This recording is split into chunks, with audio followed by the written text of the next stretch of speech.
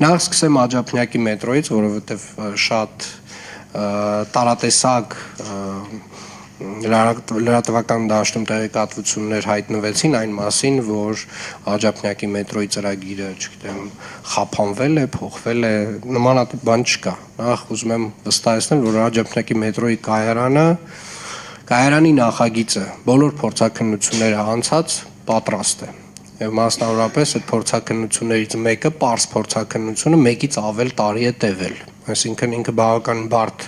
պրոցես է եղել եւ շատ երկար մեկնաբանություններով վերադարձվել է նախագծողին, նախագծողը ինչ որ բաներ արձագանքել է, այդ պրոցեսը տևել է 1 տարուց ավել։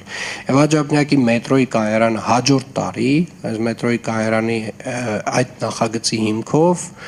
պատրաստվելու է կառավարության հատուկ որոշում, որով որ մենք իրականացնելու ենք նախագծի ֆիդիկ կառավարման մոդել,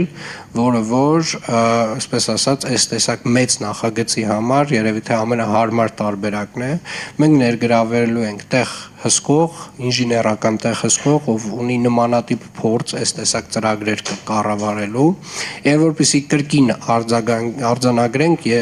մետրոյի կայարանը Աջափնյակի, մենք մեր օրենսդրությունը նույնիսկ այս տեսակ նախագծի հետ նախկինում առնչություն չի ունեցել, այս որակի, այս բարդության, եւ հիմնականում ժամանակային հետաձգումները դրա հետ են կապված եւ կարծում եմ ավելի լավ է մենք մի փոքր ժամանակ, ավել ժամանակ ծախսենք այս նախագծային փուլերի վրա, գրագետ տեղհսկողություն